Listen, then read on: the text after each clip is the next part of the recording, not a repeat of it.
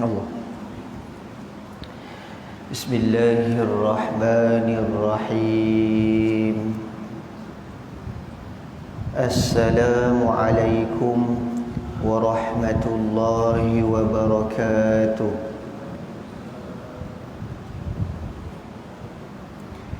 Innal hamdalillah nahmaduhu wa nasta'inuhu wa nastaghfiruh wa na'udzu billahi min shururi anfusina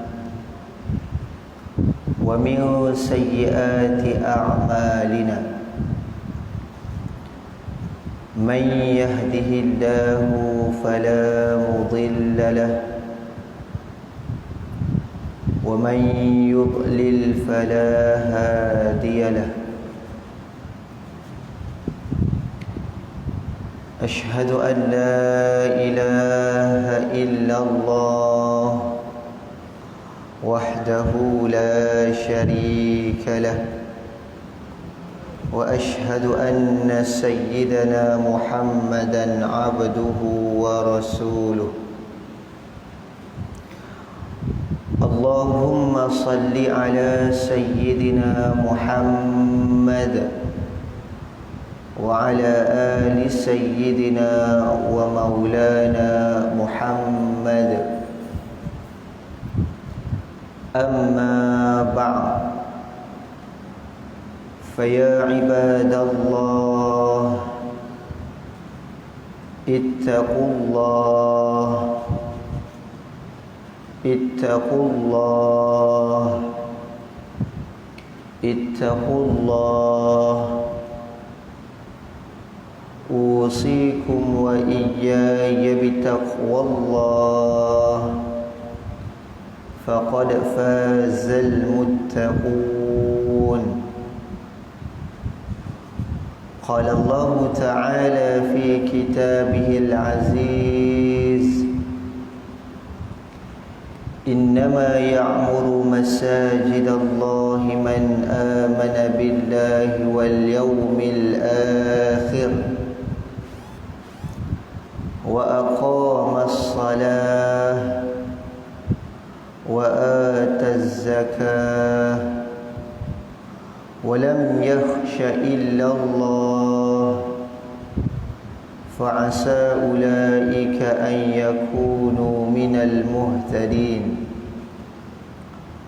وقال رسول الله صلى الله عليه وعلى آله وصحبه وبارك وسلم: من صلى 40 يوما في جماعة يدرك التكبيرة الأولى كتب له براءتان: براءة من النار وبراءة من النفاق، أو كما قال رسول الله صلى الله عليه وعلى آله وصحبه وبارك وسلم.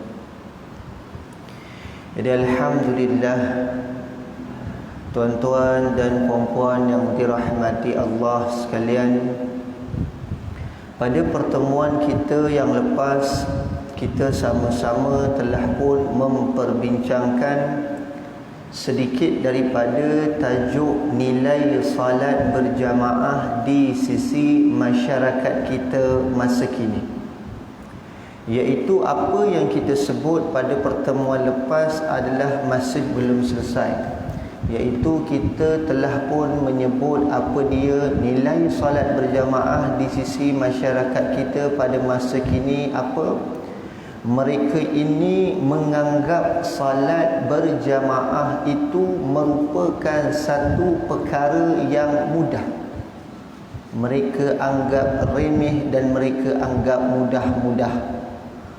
Maka dengan sebab itulah kita sebut berlakunya apa, ramai daripada kalangan masyarakat kita masa kini meninggalkan salat berjamaah dengan tidak mempunyai apa-apa perasaan, rasa biasa. Yang ini adalah mereka yang tidak pergi jamaah, maka kita juga nak sebut ada juga orang yang pergi jamaah tapi mereka ini tidak menepati atau menuruti sunnah-sunnah baginda Nabi sallallahu alaihi wa ala alihi wa sahbihi wa baraka wasallam. Yang ni kita nak bincang hari ni. Pertemuan lepas kita cerita orang yang tak pergi jamaah.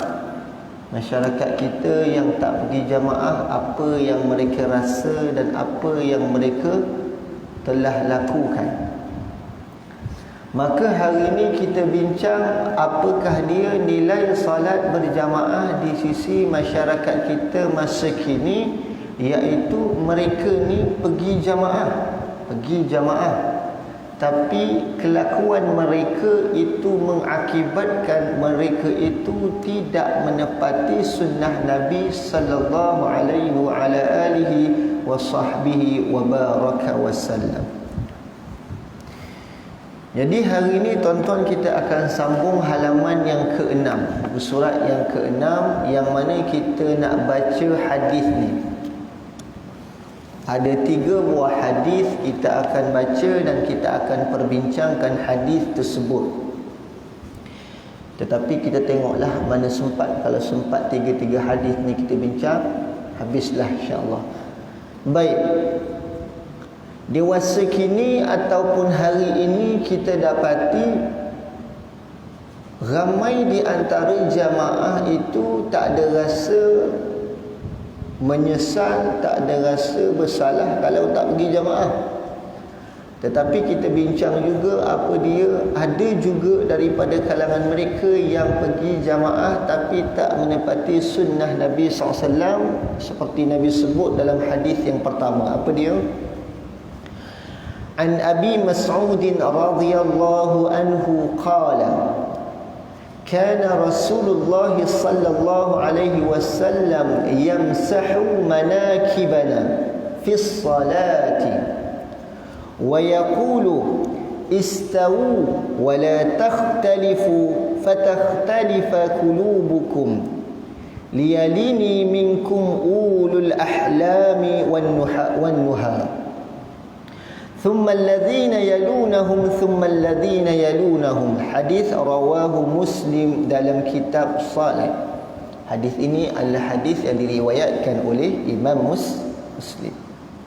Maksud dia apa? Daripada Abu Mas'ud radhiyallahu anhu berkata, Rasulullah sallallahu alaihi wasallam pernah menyapu bahu-bahu kami semasa salat. Ini isyarat pertama kita ambil dahulu. Dalam hadis yang diriwayatkan oleh Abi Mas'ud ini menyatakan Nabi SAW akan menyapu bahu para sahabat ketika hendak salat. Dan kita tahu adalah kedudukan rumah baginda SAW berada di sebelah kiri Masjid Nabawi. Sebab tu saya sebut banyak masjid di Malaysia, kan, kebanyakannya adanya bilik imam di sebelah kiri. Ini bilik imam tu, dan bilik mungkin PA system atau bilik muazzin sebelah kanan tu. Yang ini kita dah sebut banyak kali, ada sebab dia tuan-tuan. Kadang-kadang kita ni tak tahu kenapa ada bilik imam ni. Kita kata ada bilik imam, senanglah imam nak berurusan. Tapi kita terlepas pandang ada lagi satu sunnah yang disebut apa dia? Baginda Nabi sallallahu alaihi wasallam tidaklah baginda itu salat sunat rawatib melainkan di rumah baginda sallallahu alaihi wasallam sahaja, iaitu salat qabliyah dan ba'diyah. Dalam satu riwayat hadis menyatakan Bilal bin Rabah tidak akan melaungkan iqamah sehingga beliau melihat kelibat baginda SAW keluar daripada rumah baginda SAW. Sebab itu kita sebut apa dia, saya pernah tanya sebelum ni, tugas azan ni tugas siapa? Tugas melaungkan iqamah, nak tentukan waktu iqamah ni pula tugas siapa? Kalau di zaman baginda Nabi SAW, yang menentukan masuknya waktu salat dan memerintahkan supaya muazzin melaungkan azan itu hanya saja baginda Nabi SAW sahaja. Masuknya waktu salat, baginda SAW akan perintahkan Bilal lazimnya untuk laungkan azan. Tetapi hari ini kita sudah ada teknologi, iaitu jam yang kita kata dah tahu dah bilanya maksud waktu salat. Maka itu boleh digunakan sebagai isyarat, sebagai muazzin, dia boleh terus laungkan azan.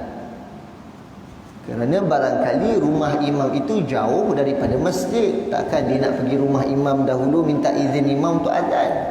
Maka itu sudah jadi barang pasti yang susah untuk berlaku. Jadi azan ni kita sebut muazzin bila masuk je waktu azan terus. Ini isyarat ni. Kita nak baca hadis ni tapi dia ada perintitan sebelum tu.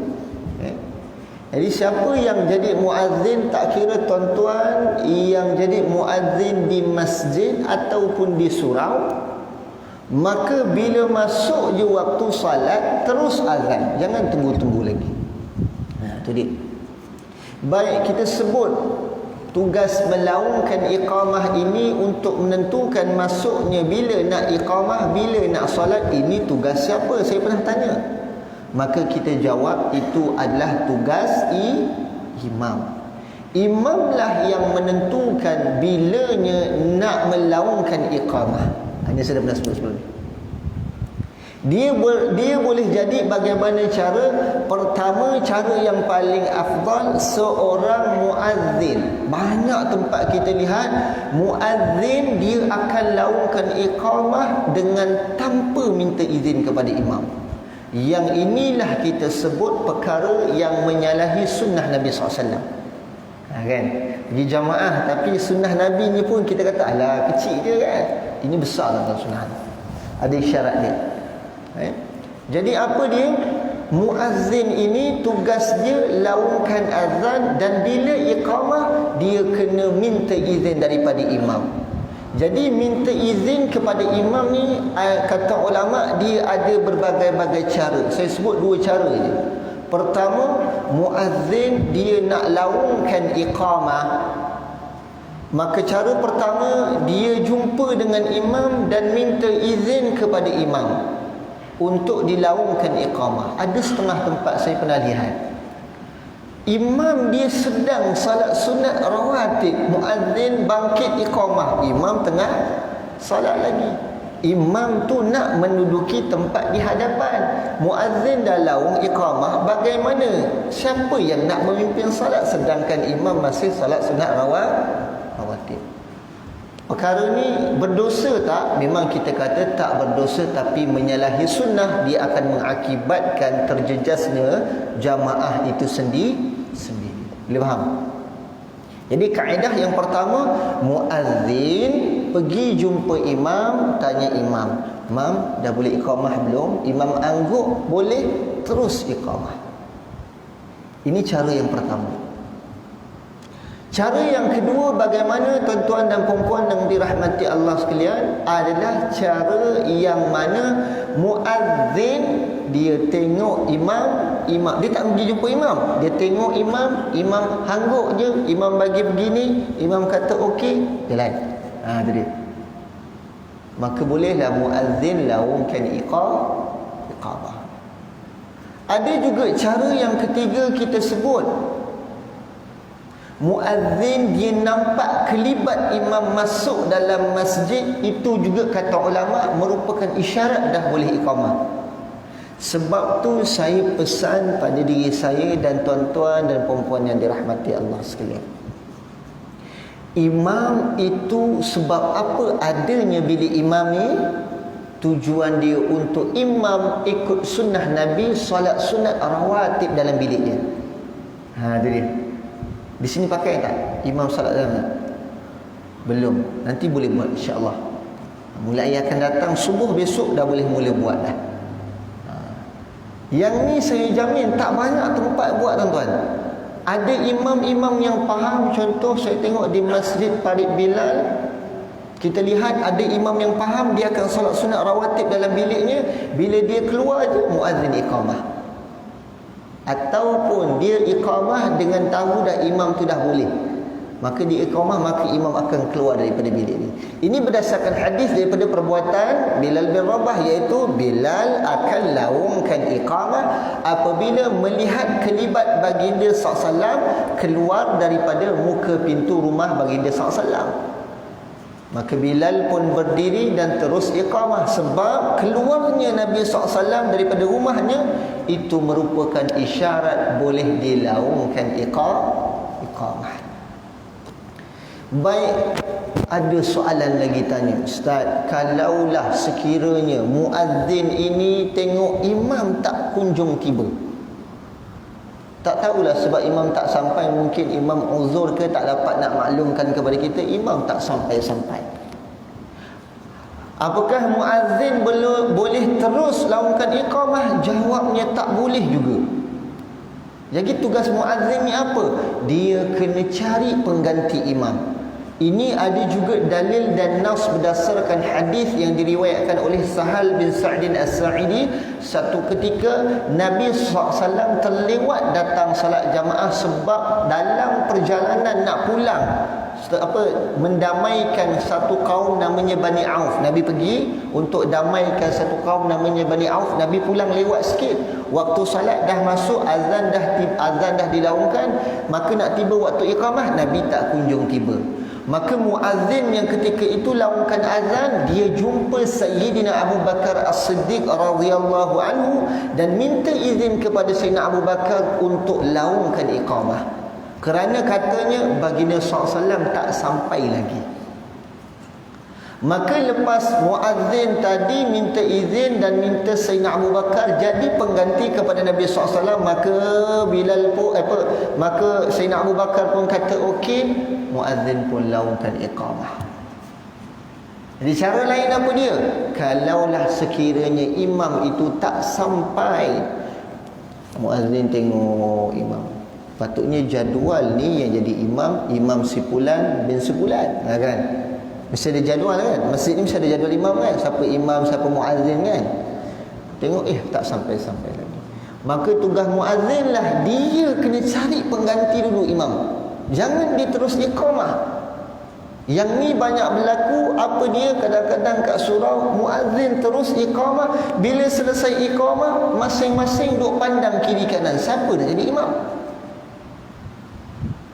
Maka inilah yang dikatakan perkara yang boleh menjejaskan kesempurnaan salat berjamaah. Apa dia? Adalah tidak ada imam dan salat ini dijadi tertangguh dan melambatkan salat. Sedangkan dalam mazhab Syafi'i diperlu segera. Kita tak nak cerita dalam mazhab Hanafi ke atau mazhab yang lain. Kita cerita dari segi sudut pandang mazhab Syafi'i. Maka kita sebut muazzin cari imam, dah dapat, minta dia ke depan. Maka di sini kita sebut muazzin dia akan laungkan iqamah, kemudian imam dia akan bergerak terus ke tempat dia. Jangan ditunggu iqamah selesai, tak perlu. Imam dan muazzin dia akan berada di tempatnya lebih awal berbanding dengan jamaah. Jamaah, soalan dia kan, bila jamaah nak bangkit berdiri, yang ni disebut dalam kitab ni, nanti kita akan bincang insya-Allah nanti, tapi saya bincangkan kerana dia ada berhubung kait dengan hadis yang kita baca. Maka bila jamaah nak bangkit berdiri, kata ulama dalam mazhab Syafi'i, jamaah itu akan bangkit berdiri apabila setelah muazzin selesai iqamah dan didapatinya imam telah berada di hadapan, baru jamaah akan bangkit berdiri. Itu pun sekiranya kalau semua saf di hadapan dah dipenuhi, makna duduk dah. Sebab tu dalam mazhab Syafi'i, bagi jamaah yang datang awal, mereka nak melaksanakan salat sunat rawatib, mereka akan lakukan di saf-saf hadapan. Tapi lazim kita punya tempat ni tuan-tuan, jamaah ni suka pergi sudut sana, sudut sini, masuk sini. Dia tak nak pergi depan. Betul tak? Ni banyak berlaku. Inilah yang kita sebut menyalahi sunnah yang disebut oleh para ulama kita. Kan? Jadi dalam mazhab Syafi'i apa dia? Jamaah yang nak salat sunat rawatib, dia akan salat sunat di saf-saf hadapan. Qabliyah lah, utamanya qabliyah dahulu. Dia akan salat di hadapan. Tujuannya apa? Bila muazzin lakukan iqamah, jamaah akan bangkit berdiri lepas muazzin selesai iqamah, dan ketika itu imam telah berada di hadapan, barulah jamaah bangkit berdiri. Soalan, kalau jamaah yang tua, yang lambatnya berjalan, yang uzur, bila dia nak bangkit iqamah? Bila nak bangkit berdiri untuk salat? Kata ulama dalam mazhab Syafi'i, apa dia? Dia dibenarkan untuk bangkit bila? Apabila dia mendengar lafaz qad qamatis salat, maka jamaah yang lambat ini, yang sebab uzur ni, dia boleh dah mula bangkit berdiri. Adapun yang masih gagah lagi, dia akan bangkit berdiri selepas iqamah. Kan? Dan bagi seorang muazzin, elakkan daripada menyebut lafaz shaf. Betul tak? Dia kadang-kadang setengah tempat sebut ni. Dia nak iqamah ni, sebelum iqamah dia kata apa? Shaf. Betul tak? Boleh. Allahu Akbar, Allahu Akbar. Betul tak? Asyhadu an la ilaha illallah, asyhadu anna Muhammadar Rasulullah, hayya 'alas salati, hayya 'alal falah, qad qamatis salatu, qad qamatis salah, Allahu akbar, Allahu akbar, la ilaha illallah. Disebut shaf, betul? Yang ini hanya terdapat dalam mazhab Hanafi sahaja. Itu dia. Dalam mazhab Hanafi sebut shaf. Kerana dalam mazhab Hanafi apa dia? Belum imam itu sempurna iqamah lagi, imam dah angkat takbir dah. Itu beza tu. Kita dalam mazhab Syafi'i, nanti apa dia? Imam akan memberikan peringatan. Jadi lepas muazzin ambil iqamah, imam dia akan paling ke belakang. Sebab tu kalau saya cerita masalah khilaf ni tuan-tuan, pening nanti tuan-tuan. Kita cerita apa yang disebut dalam mazhab Syafi'i dahulu. Yang ni disebut dalam kitab ni. Tapi cuma kita belum sampai. Tapi saya nak bincang sedikit, kenapa? Kerana dia termasuk daripada hadis yang kita sedang bincangkan. Jadi kenapa kita nampak baginda Nabi SAW akan menyapu bahu para sahabat ketika salat, dan tadi disebut hadis yang diriwayatkan oleh Abi Mas'ud ni. Kerana ketika Bilal melaungkan iqamah, baginda Nabi SAW akan keluar daripada rumahnya, dan waktu itu baginda akan sapu bahu para sahabat. Ini tujuan dia apa? Apa tujuan sapu bahu ni? Tujuannya lurus dan rapatkan saf dalam salat berjamaah. Sebab tu saya banyak sebut dalam kuliah saya tuan-tuan, bagi diri kita kalau kita jadi imam, maka jangan kita terus paling ke depan. Ini hal yang menyalahi sunnah dalam mazhab Syafi'i lah. Apa dia? Kita ni bila jadi imam, habis di muazzin iqamah, kita terus paling ke depan, terus Allahu Akbar. Baginda Nabi SAW, sebelum baginda SAW nak mula salat, baginda akan paling ke belakang. Dalam hadis ada sebut, isyarat Nabi sebut bahawa Nabi tunjukkan tangannya ke kanan begini dan tangannya ke kiri begini. Tujuannya apa? Lurus dan rapatkan saf. Maka bagi diri kita, tak kira siapa jua yang jadi imam, saya sebut apa dia? Sunat bagi imam itu berpaling ke belakang dahulu sebelum dia takbir. Dia berikan peringatan kepada jamaah dengan 5 peringatan. Yang siapa yang ada buat nota ke nak catat, boleh catat 5 ni. Peringatan pertama bagi imam itu sunat, dia bagi ingat apa dia? Supaya jamaah luruskan saf. Minta jamaah luruskan saf. Yang kedua, peringatan apa? Rapatkan saf sehingga bahu bertemu bahu dan kaki bertemu kaki. Ambil ni dulu. Jangan cerita masalah SOP sekarang. Saya kata ambil 5 peringatan dulu. Nanti kita akan sebut kaedah-kaedah lain. Pertama apa? Minta jamaah luruskan saf. Kedua, minta jamaah rapatkan saf sehingga bahu bertemu bahu dan kaki bertemu kaki. Ini boleh kita gunakan peringatannya bila pihak berwajib dah beri izin untuk merapatkan saf. Yang sekarang tak boleh, jangan buat tak. Yang ketiga, penuhkan ruang-ruang yang kosong. Jadi isyarat penuhkan ruang-ruang kosong ni pada isyarat yang ketiga. Kerana apa? Bila saf itu dah diluruskan, dah dirapatkan, maka di situlah baru kita akan nampak adanya ruang-ruang kosong. Barulah imam bagi isyarat supaya dipenuhkan ruang-ruang yang kosong. Dah 3 dah. Yang keempat apa dia? Sunat bagi imam memperingatkan jamaah supaya diseimbangkan saf antara kiri dan kanan. Ini berdasarkan hadis yang diriwayatkan oleh Abu Hurairah, kata apa? Wasitul imam wasuddul khalal. Sebab tu disebut adalah tengahkan imam. Baik, imam dah tengah belum sekarang ya, kakak? Sudah berada di tengah-tengah. Bagaimana untuk cara jamaah tahu imam telah berada di tengah? Kalau sekarang SOP kita boleh kira lah, jamaah di kanan berapa orang, di kiri berapa orang, maka itulah imam di tengah-tengah. Tapi kalau selepas SOP, maka dia akan hitung ukuran masjid daripada dinding kepada dinding, berapa ukuran panjang lebar dia. Dah diukur lebar, maka dibahagilah 2 daripada ukuran tersebut. Itulah tengah-tengah imam. Itu disebut. Tapi sekarang SOP kadang-kadang tak sama. Sebab apa? Sebab jarak 1 meter itulah yang menetapkan dia seimbang. Contoh, sebaris satu saf ni boleh masuk berapa orang? Berapa? Berapa orang?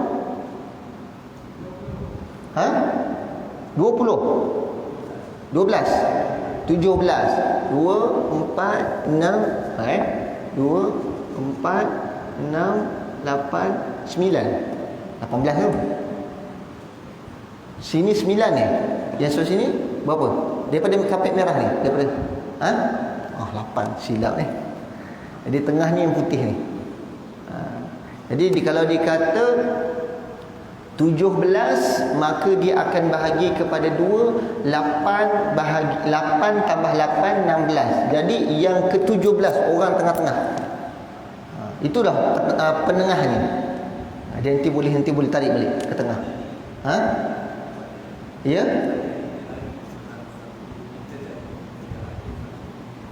Tapi kita berikhtiar lah. Ikhtiar supaya dapat imam di tengah. Kerana dalam hadis ni sebut wasitul imam. Memang kita sebut tak dapat untuk merapatkan saf, kata ulama, kalau tak boleh buat semua, jangan tinggal semua.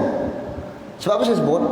Kita tak boleh merapatkan saf sebab apa? Sebab ini kita berada dalam keadaan mudarat. Tempoh Covid ni tuan-tuan saya sebut dalam keadaan mudarat. Maka Covid ni mengakibatkan kita ini tak dapat nak merapatkan saf. Maka kita tak boleh rapatkan saf, tapi kita boleh luruskan saf tak? Boleh. Ramai yang hari ni dia mengambil apa? Dah tak boleh rapat, tak payah lurus pun tak apa. Kaedah fiqh sebut tak boleh buat semua, jangan tinggal semua. Ada lagi teruk, dah lah saf tak boleh rapat, terus tak pergi jamaah kat tu. Dia dah tak boleh nak rapat, dia terus sepakat tak pergi jamaah. Ini masalah ni. Jadi penengah imam sebagai contoh, masjid ni apa dia? Ada satu saf ini boleh masuk berapa orang? Boleh masuk 17 orang. Jadi 8 orang di kanan, 8 orang di kiri, 1 orang di tengah, maka penandanya seorang akan berada di tengah-tengah. Maka imam tu akan berada pada orang yang ke mana? Orang yang ke-9 daripada hujung kanan atau hujung kiri, maka dia akan berada di tengah-tengah. Dalam hadis ni kata apa? Wasitul imam wasuddul khalal. Tengahkan imam dan penuhkan ruang-ruang kosong.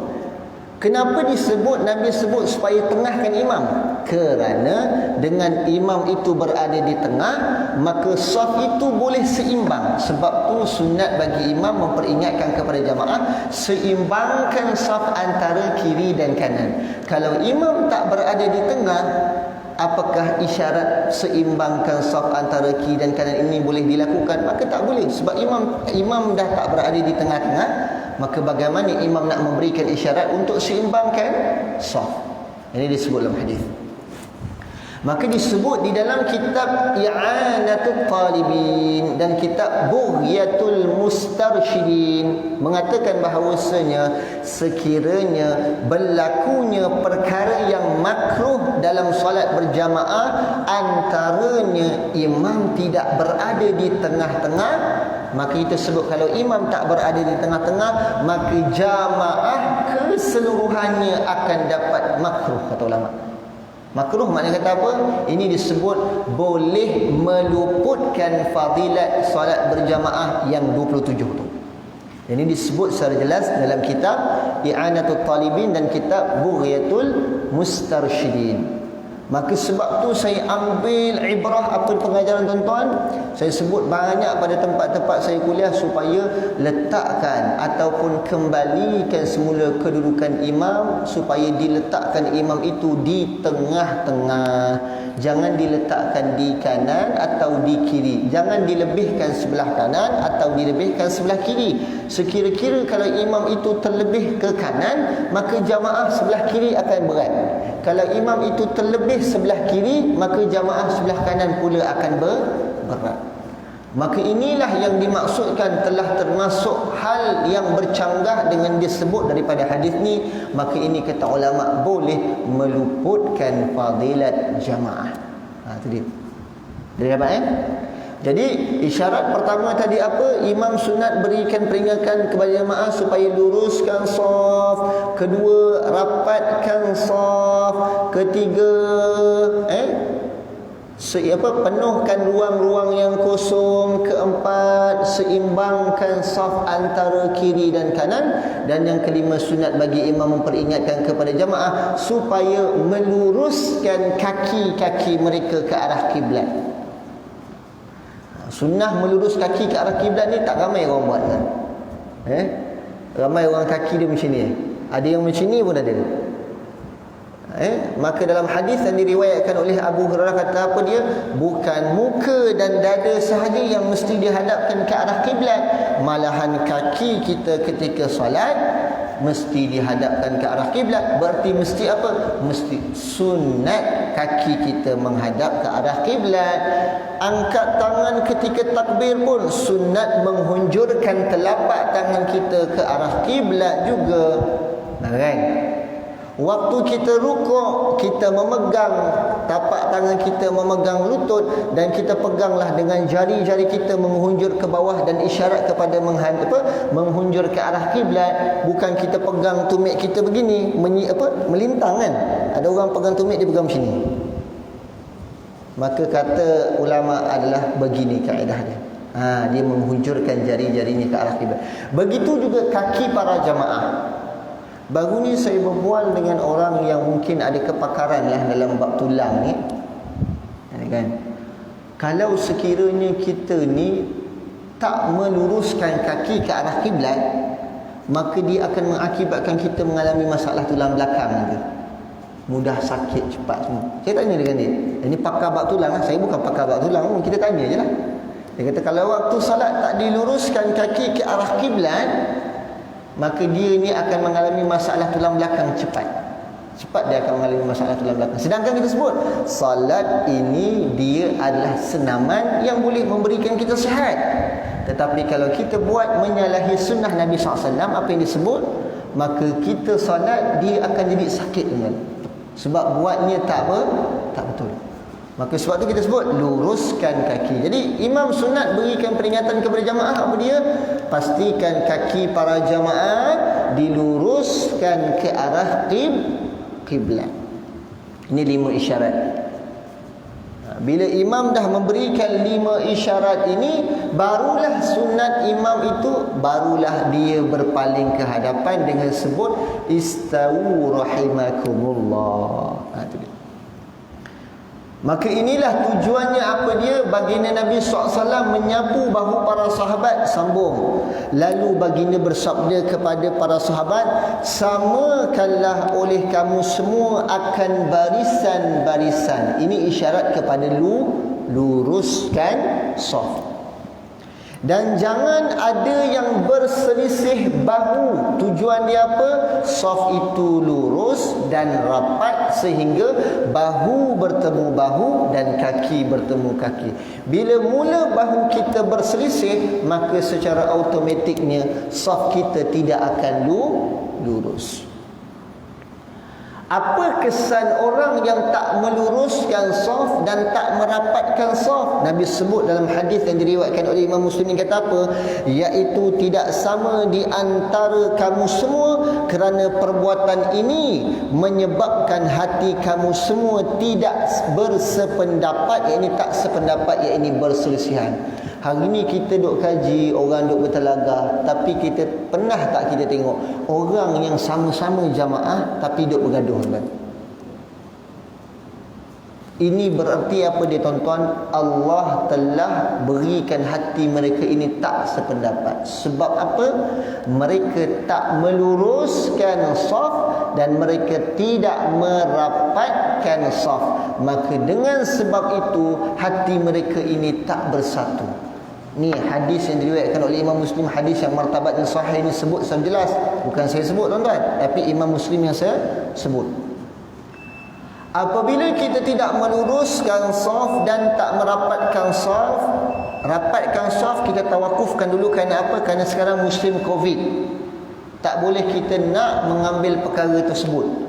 Tak boleh kita nak memberati perkara tersebut, kerana memang itulah SOP yang ditetapkan oleh pihak berwajib untuk menangani masalah tersebut berdasarkan kaedah-kaedah fiqh yang tertentu. Bila berlaku mudarat, maka ada tindakan yang lain. Sebab ini bukan pandang hadis, tuan-tuan, dia ada kaedah-kaedah fiqh yang telah disepakati oleh para ulama. Baik. Maka luruskan saf, rapatkan. Akan datang luruskan saf dan rapatkan saf. Betul-betul tuan-tuan menepati sunnah. Jangan kita buat lawan daripada sunnah, maka tuan-tuan akan lihat hati kita ni takkan bersatu, tuan-tuan. Hati kita akan berbolak-balik, tuan-tuan. Solat kita, kata ulama, tidak akan menjadi khusyuk dengan buat perkara tersebut. Solat jadi tak khusyuk. Sampai begitu ulama sebut. Kenapa? Kerana ini kesan bagi mereka yang tidak mahu melurus dan merapatkan saf. Ni jamaah ni. Sebab tu imam sunat bagi peringatan. Jadi Nabi sebut dalam hadis ni apa dia? Kalau jamaah tak nak luruskan saf, tak nak rapatkan saf, maka ini juga disebut dalam kitab I'anatul Talibin dan Bughayatul Mustarsyidin. Kata apa? Ini juga hal yang makruh. Makruh apa dia? Perkara yang boleh menjejaskan fadilat jamaah 27. Mana kata apa? Luput, tak dapat fadilat jamaah. Tadi saya sebut apa dia perkara pertama? Imam tak berada di tengah-tengah, luput fadilat jamaah. Apa lagi? Jamaah tidak mahu seimbangkan, luruskan saf dan rapatkan saf. Imam dah berada di tengah-tengah, tapi jamaah tak nak luruskan saf, tak nak rapatkan saf, maka boleh luputkan fadilat jamaah tersebut. Luput berarti apa? Tak dapat fadilat jamaah. Ni kena ambil perhatian. Bila kata tak dapat, itulah yang akan mengakibatkan kita pergi solat jamaah, pergi tak? Pergi, tapi tak dapat apa-apa. Manfaat solat jamaah itu juga apa, tuan-tuan? Kita sebut orang pergi solat jamaah ni, Allah akan datangkan sakinah, Allah akan turunkan rahmat kepada dia. Dia pun tak mudah untuk peroleh rahmat Allah, sebab tak menepati sunnah Nabi SAW. Sebab tu kita sebut hari ni orang pergi jamaah tapi dia rugi juga, tuan-tuan. Sebab mereka tak tahu lagi, tak faham lagi. Maka hari ni tanggungjawab saya untuk tuan-tuan dan puan sama-sama untuk berikan peringatan, untuk sama-sama kita ambil pengajaran. Dah azan ni. Bagi ruang untuk azan dahulu, nanti kita sambung sekali insya-Allah. Baik.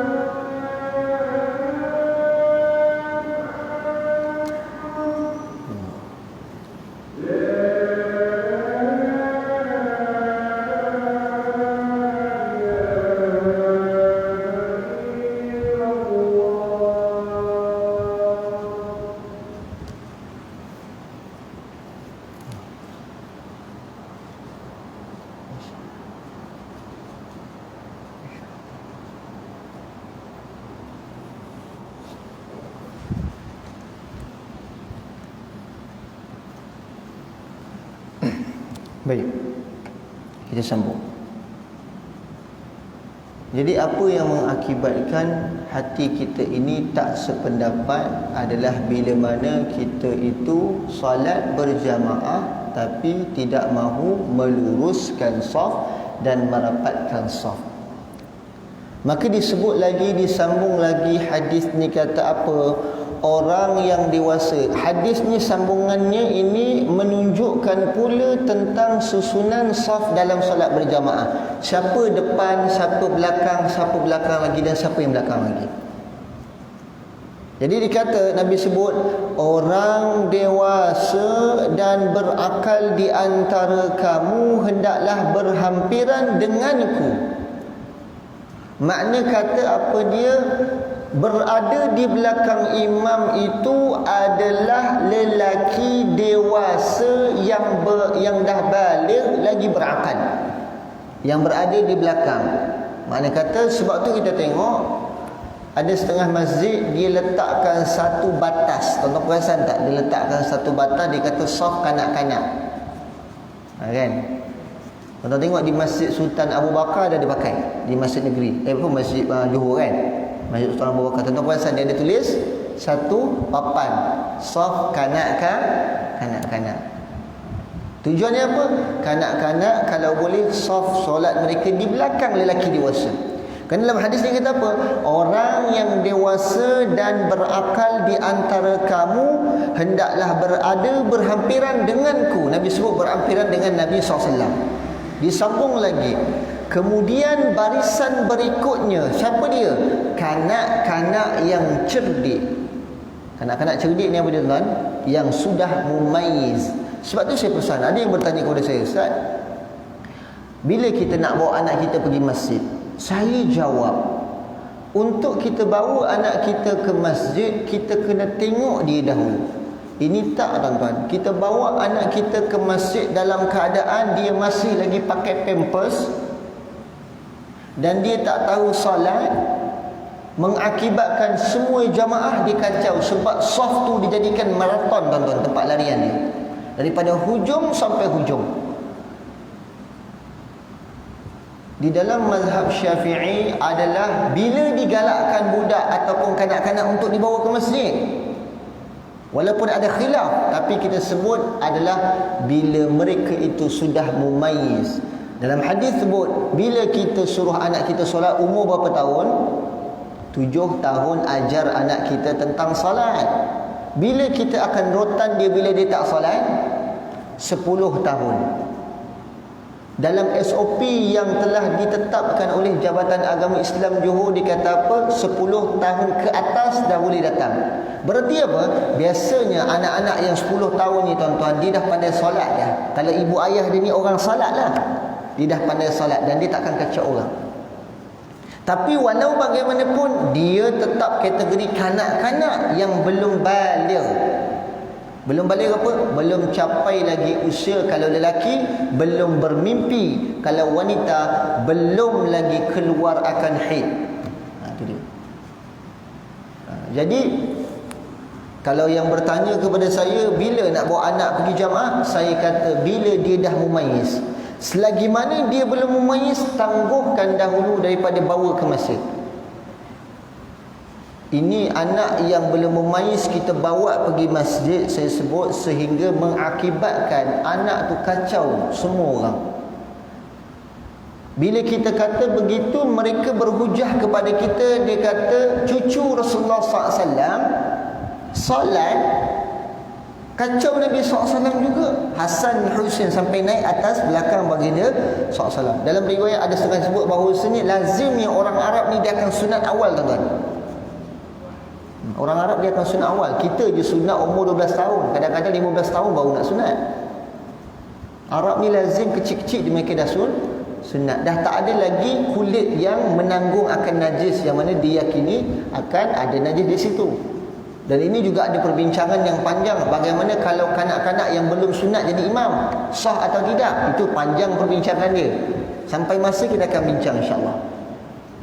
Jadi dia kata begitu, cucu Rasulullah pergi jamaah, takkanlah kita tak boleh bawa anak kita nak pergi jamaah. Saya tanya balik dengan dia, Ketika itu dalam hadis sebut cucu bagi Nabi SAW, yang dia kacau siapa je? Dia kacau siapa? Dia kacau datuk dia saja. Betul tak? Hasan dan Husain dalam riwayat menyatakan dia hanya ganggu datuknya saja dengan naik ke atas belakang. Baginda SAW tak bangkit daripada sujud melainkan Hasan dan Husain telah turun daripada belakangnya. Kerana sifat kanak-kanak ni, kalau kita layan lagi jadi, tapi kalau kita diam je, lama-lama dia penat, dia akan turun. Cuba tuan-tuan anak kita naik atas belakang kita, kita pun layan, kita bangkit diri, dia sukalah. Tapi kalau dia naik atas belakang kita, kita diam je, maka dia akan penat dan dia akan turun. Saya tanya, cucu Nabi SAW itu dia kacau Rasulullah SAW sahaja? Cucu kita, anak kita kacau kita ke, atau dia kacau semua orang satu masjid?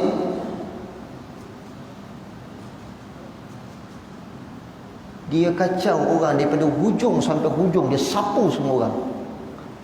Ada yang anak, yang ibu ayah tak bertanggungjawab, pampers tu penuh dengan najis, anak dia pula tuk-tuk kita tengah duduk antara dua sujud, pap, duduk atas riba kita. Kita punya solat pula batal.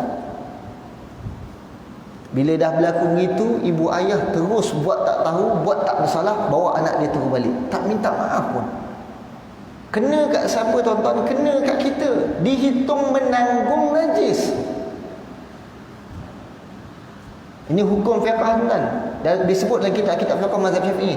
Anak tu kalau ada pampers yang penuh dengan najis, dia duduk atas kita ketika kita sedang solat, batal solat kita tuan. Ini jangan cerita dia naik atas belakang kita. Sebab tu ada yang bertanya, kalau dia dekat rumah jaga anak, ada pada anak tu penuh pampers, dia pakai pampers lagi. Saya kata sebelum ibu dan ayah tersebut nak solat, bersihkan dahulu, siap-siap pampers dia. Sekiranya dia tengah solat, anak dia naik atas belakang dia, selesai masalah. Okay. Ini tak, dia pergi solat, pampers anak dia penuh. Jadi waktu dia solat, anak dia naik atas belakang dia, tak sah solat dia. Jadi saya dah sebut dah. Saya dah sebut secara jelas, elakkan daripada bawa anak kita yang belum pandai solat pergi ke masjid. Walaupun khilaf, ada sebahagian ulama mengatakan boleh, tapi saya tetap kata tak boleh kerana banyak mudaratnya berbanding kebaikan. Sebab dalam hadis ni sebut kanak-kanak yang cerdik, yang ini mumayyiz, yang berada di belakang lelaki dewasa. Bukan kanak-kanak yang belum mumayyiz. Kalau kanak-kanak yang belum mumayyiz, ada tak Nabi sebut? Tidak. Maka kanak-kanak yang belum mumayyiz ni apa dia? Mereka tak pandai berwuduk lagi. Mereka solat ikut kita tapi tak pandai wuduk. Ada juga anak kita umur 5 tahun, 6 tahun tapi dah pandai wuduk sempurna, dah pandai solat sempurna. Boleh bawa, tak ada masalah. Silakan bawa. Dia tak main, kalau kawan dia ajak main, jom kita main, dia diam, dia solat dahulu. Bolehlah kita bawa. Tapi anak kita kalau kita tak boleh kawal, tangguh. Saya kata bukan kata jangan bawa, tapi kita tangguhkan dahulu daripada bawa mereka ke masjid atau surau. Kalau kena imam yang tegas tuan-tuan, tiba-tiba imam tu tegur, dia marah tuan-tuan, tarik muka, lah tak nak datang jamaah. Padahal itu kesilapan dia. Kesilapan ibu ayah, yang mana dia yang meletakkan anak dia ini dalam keadaan begitu, sehingga mengakibatkan terganggu jamaah. Dalam kaedah fiqh disebut apa? Perkara yang mendatangkan taswishul musallin. Taswishul musallin maksudnya apa dia? Mengganggu orang solat, itu hukumnya haram. Anak kita tahu tak? Dia tak tahu yang dia ni kacau orang solat, dan dia tak tahu tu berdosa. Siapa yang akan tanggung? Mak bapak dia akan tanggung. Ibu ayah dia akan tanggung. Tuan-tuan, saya sebut hukum mengganggu orang solat itu kata ulama adalah haram dan berdosa. Haram dan berdosa inilah yang mengakibatkan kita terlepas pandang. Kadang-kadang imam tu tegur sebab dia faham, kita yang tak ambil faham. Kita kata apa? Imam tu ni tak hikmah betul, dia kata. Anak kecil tak boleh bawa masjid. Nanti kalau dah besar macam mana? Hujah dia tu je, saya kata. Tapi dia tak ada hujah yang lain. Saya kata, kalau anak kita yang belum memayyiz, maka dia kata pula, kalau anak kita pergi sebelum dia sempat pergi masjid, itu urusan Allah, serahkan pada Allah. Kalau dia pergi menghadap Allah sebelum dia dapat pergi masjid, maka kita kata apa? Ibu dia dengan ayah dia beruntung. Jadi dia berhujah dengan satu perkara yang tak berasas, tuan-tuan.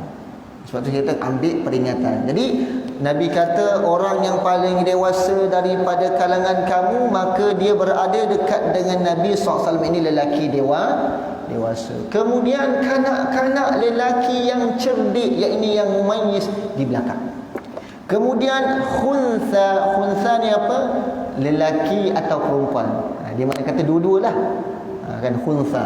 Letaknya di belakang kanak-kanak lelaki. Kemudian yang terakhir sekali perempuan. Jadi imam lelaki dewasa, lelaki kanak-kanak yang cerdik, khunsa perempuan. Dan perempuan ni juga kata ulama adalah perempuan itu disusun atur dengan mana? Yang lebih yang kanak-kanak di depan, perempuan kanak-kanak di depan, belakang dia perempuan yang sudah berumur. Lanjutlah. Yang belakang sekali adalah perempuan yang muda belia. Yang ni pun nanti saya akan bincang dalam masalah susunan saf dalam solat berjamaah. Tajuk dia lain, tapi kita bincang sikit je. Dan ni saya nak sebut sedikit je, tuan-tuan, kan, tentang kedudukan jamaah wanita letaknya di mana. Yang ni jadi satu perdebatan yang hebat, tuan-tuan, hari ni. Tapi sebenarnya ulama dah bincang masalah ni lama dah, tuan-tuan. Saya sebut satu hadis yang diriwayatkan oleh nenek Anas bin Malik. Namanya siapa? Mulaikah. Satu ketika Nabi SAW pernah datang ke rumah neneknya Anas bin Malik. Anas bin Malik ni sahabat, antara sahabat yang banyak meriwayatkan hadis jugalah. Jadi bila datang ke rumah neneknya Anas bin Malik, namanya Mulaikah, baginda SAW solat di situ. Dan ketika itu baginda jadi imam. Dan ketika itu kedudukan neneknya Anas bin Malik berada di tengah-tengah juga. Yang ni saya dah pernah sebut. Saya sebut masalah ni juga, tuan-tuan, ada tempat jadi isu sikit. Sebab kedudukan jamaah wanita tak berada di tengah-tengah. Kan? Jadi adakah wanita ini juga perlu berada di tengah-tengah? Maka kata ulama, bagi menghasilkan juga fadilat jamaah bagi wanita ini, dia juga perlu berada di tengah-tengah. Dia kena berada di tengah-tengah imam. Iaitu sekiranya imam berada di sini, dia pun akan berada di tengah. Maka banyak tempat saya kata apa? Jangan ubah, tapi kembalikan semula sunnah Nabi SAW. Supaya diletakkan jamaah wanita itu di tengah-tengah menurut kadar peraturan yang tertentu. Kan? Tapi ada kita tengok, tuan-tuan, beza dengan mazhab Hanafi. Mazhab Hanafi ni saya pernah tanya sahabat kita daripada Bangladesh. Kita tanya kepada dia lah, kalau mereka ini jamaah wanita kedudukan di mana? Dia kata nak tahu kedudukan di mana dia pun tak tahu, sebab wanita tak pergi masjid dalam mazhab Hanafi. Mazhab Hanafi yang pergi jamaah hanya lelaki saja, perempuan tak pergi jamaah. Jadi dia tak tahu dekat mana kedudukannya. Jadi kita sebut kedudukan saf wanita itu juga berada di tengah-tengah berdasarkan hadis ini juga, tuan-tuan, iaitu Nabi sebut selepas kanak-kanak lelaki, kemudian khunsa, kemudian perempuan, dan perempuan itu juga kedudukannya berada di tengah-tengah, iaitu sejajar dengan imam. Wallahu a'lam bissawab. Hari ini sempat bincang satu hadis saja, akan datang kita sambung lagi dua hadis. Ada soalan nak tanya, boleh tanya, silakan. Ada soalan?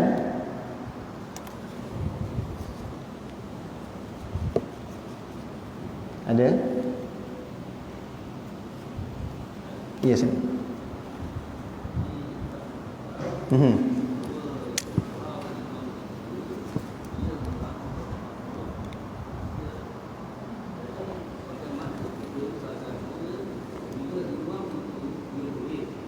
Dia apa?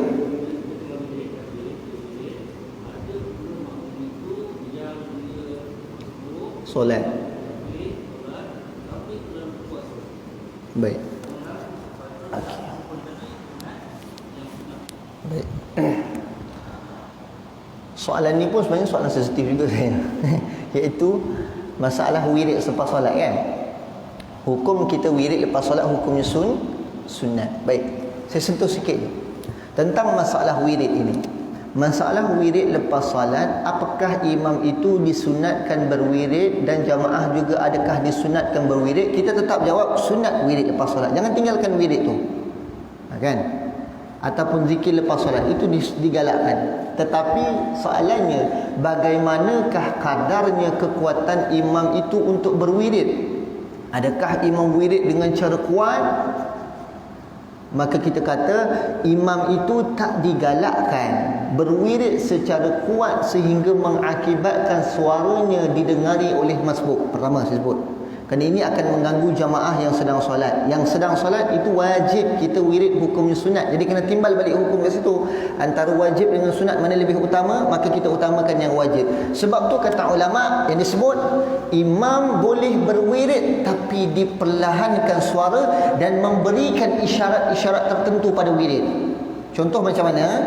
Lepas imam bagi salam, Assalamualaikum warahmatullahi, Assalamualaikum warahmatullahi. Maka imam nak mula wirid, maka bolehlah imam wirid dengan perlahan. Bagaimana? Astaghfirullahalazim. Yang awal tu dikuatkan sikit je, jangan kuat banyak sangat, cukup sekadar Astaghfirullahalazim. Nanti jamaah tahu, yang pertama ni adalah wirid ni istighfar dahulu. Jadi jamaah akan ikut, jamaah pun akan ikut. Astaghfirullahalazim. Jamaah akan faham dah. Imam akan lagi sekali, Astaghfirullahalazim. Astaghfirullahalazim. La ilaha illallah wahdahu la syarika lah. La ilaha illallah wahdahu la syarika lah. La ilaha illallah wahdahu. Ini mana kata imam boleh angkat sedikit suaranya pada permulaan wirid untuk memberi isyarat kepada jamaah. Lepas ni nak wirid apa? Lepas ni nak wirid apa? Sebab tak semua jamaah faham dan tak semua jamaah hafal tentang wirid ni lepas ni apa, lepas ni apa. Jadi bolehlah imam itu mengangkat suaranya sedikit.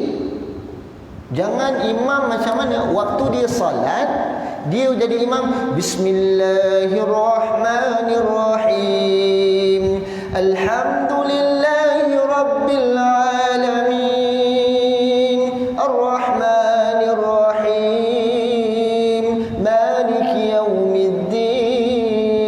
Contoh. Jadi volumenya kita kata, kita letaklah dengan ukuran waktu solat volumenya 5. Jadi waktu wirid dia pun Astaghfirullahalazim alladzi la ilaha illa huwal hayyul qayyum wa atubu ilaih. Boleh tak imam wirid begini? Kalau nak wirid begitu boleh, tapi pastikan tak ada orang solat. Jadi untuk mengelakkan daripada berlaku pertembungan dan berlakunya permasalahan begini, sebab tu nanti kita bincang dalam kitab ni, dalam adab imam selepas salat, iaitu berkaitan dengan wirid. Imam tak digalakkan wirid kuat macam mana dia waktu salat. Kerana waktu salat itu kenapa imam sunat menjaharkan suaranya? Supaya dapat didengari oleh jamaah apakah dia perbuatan selepas ini. Jadi ketika lepas salat imam tak digalakkan wirid yang kuat. Kerana apa? Kerana ada jamaah yang masih solat, maka cukup sekadar dia perlahankan wiridnya sahaja dan memberikan isyarat wirid itu pada awalnya sahaja. Macam mana?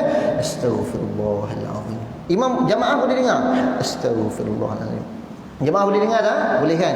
Astaghfirullahalazim alladzi la ilaha illa huwal hayyul qayyum wa atubu ilaih. Astaghfirullahalazim. Yang mana kata Astaghfirullah kita boleh kuat. Kemudian alladzi la tu kita perlahankan. La ilaha illallah kita kuat. Yang lain kita perlahankan.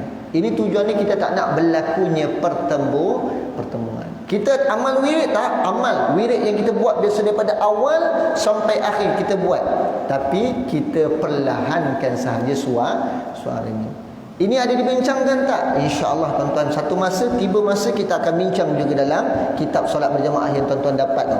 Kita akan bincangkan juga. Dan disebut juga perkara yang sama, imam tak sunat wirid secara jahar, ini kuat. Hanya senya wirid imam itu perlahan sahaja, tidak dikuatkan. Boleh? Jelas Baik, ada soalan lagi? Tak ada. Baik, kalau tak ada apa-apa soalan, saya harap tuan-tuan dan puan-puan jelaslah. Jadi cukup sekadar itu saja perbincangan kita pada hari ini. Sedikit saja makluman yang saya nak berikan kepada tuan-tuan dan puan-puan. Sedikit je. Jadi tuan-tuan dan puan-puan yang dirahmati Allah sekalian, kalau siapa yang nak akan sambung nanti boleh jumpa dengan pembantu saya lepas solat nanti. Yang seterusnya, tuan-tuan, saya meminta masa sedikit. Apa dia, saya mohon dan saya seru kepada tuan-tuan dan puan-puan yang dirahmati Allah sekalian, sekiranya tuan-tuan dan puan-puan ada keluasan rezeki dan ada kelebihan rezeki yang nak menyumbang kepada pondok saya, sebab alhamdulillah sekarang ni pondok saya dalam fasa seterusnya, iaitu fasa nak menguruskan tanah wakaf, iaitu tanah lebih kurang 1.08 ekar. Jadi kalau ikut kita punya perancangan, fasa pertama kita perlukan dana RM250,000, fasa kedua RM500,000 untuk pembangunan pondok. Tapi setakat ni kita perlukan dana segera, iaitu RM10,000. Sekarang ni kami perlukan dana RM10,000 yang segera. Tujuan dia apa? Untuk pembersihan tanah wakaf tersebut, yang mana tanah wakaf tu adalah ada sawit yang tak selesai, ada lebih kurang 60 batang sawit yang kita akan rebahkan, kita akan cabut daripada akar dan kita akan kumpulkan. Kalau perlu kita nak keluarkan, kita keluarkan daripada tanah terus, insyaAllah. Jadi anggaran kos yang kita perlukan adalah RM10,000. Kalau tombangkan saja mungkin dalam RM5,000 siap. RM5,000 kerana satu batang dikira RM70. Tapi kalau bawa keluar mungkin makan kos sampai RM10,000 juga untuk dibawa keluar kembali, sebab nak buat balik jalan yang tertentu dah. Jadi untuk peringkat utama ni kami perlukan dana RM10,000. Setakat ni yang kami dah kumpul RM750 dah kumpul. Jadi baki lagi berapa? RM9,250 lagi kami perlukan untuk pembersihan tanah. Selesai pembersihan tanah, kami akan terus masuk kepada fasa seterusnya penambakan tanah, iaitu tanah yang kami akan naikkan, tanah merah 4 kaki tinggi. Kerana kedudukan tanah agak rendah sedikit. Jadi tuan-tuan dan puan-puan yang mana ada keluasan rezeki ataupun ada sahabat-sahabat andai, boleh wawarkan dan boleh juga berhubung dengan saya seterus, insya-Allah. Mudah-mudahan segala jariah tuan-tuan dan puan-puan ini dipandang oleh Allah Subhanahu wa taala dan mendapat rahmat dan redha daripada Allah Subhanahu wa taala. Untuk apa? Untuk pelajar-pelajar kami mengaji di situ, iaitu menadah kitab dan belajar Al-Quran di situ. Wallahu a'lam bissawab. Yang baik adalah datang daripada Allah dan yang buruk adalah datang daripada diri saya sendiri. Hakikatnya baik dan buruk adalah datang daripada Allah. A'udzu billahi minasyaitonir rajim. Bismillahirrahmanirrahim. Alhamdulillahi rabbil alamin, wassalatu wassalamu ala asyrafil anbiya'i wal mursalin, sayyidina wa maulana Muhammadin wa ala alihi wa sahbihi ajma'in. Allahumma faqihna fid din wa 'allimna ta'wil wa hdina as-siratal mustaqim, siratal ladzina an'amta 'alaihim minan nabiyyin was-siddiqin wasyuhada'i was-salihin wa hasuna ulaika rafiqan ya arhamar rahimin. Allahumma khtim lana bi husnil khatimah wa la takhtim 'alaina ya Allah bi su'il khatimah. Allahumma إنا نسألك علما نافعا ورزقا واسعا وعملا متقبلا. اللهم ارزقنا فهم النبيين وحفظ المرسلين وإلهام الملائكة المقربين. اللهم إنا نعوذ بك من البرص والجنون والجزام ومن سيء الأسقام. اللهم ادفع عنا البلاء والوباء وخصوصا الوباء فيروس كورونا والغلاء والمحن والفتن ما ظهر منها وما بطن عن بلاد هذا خاصة وعن بلدان عامة يا رب العالمين. ربنا آتنا في الدنيا حسنة وفي الآخرة حسنة وقنا عذاب النار. وصلى الله على سيدنا محمد وعلى آله وصحبه وسلم والحمد لله رب العالمين. السلام عليكم ورحمة الله وبركاته.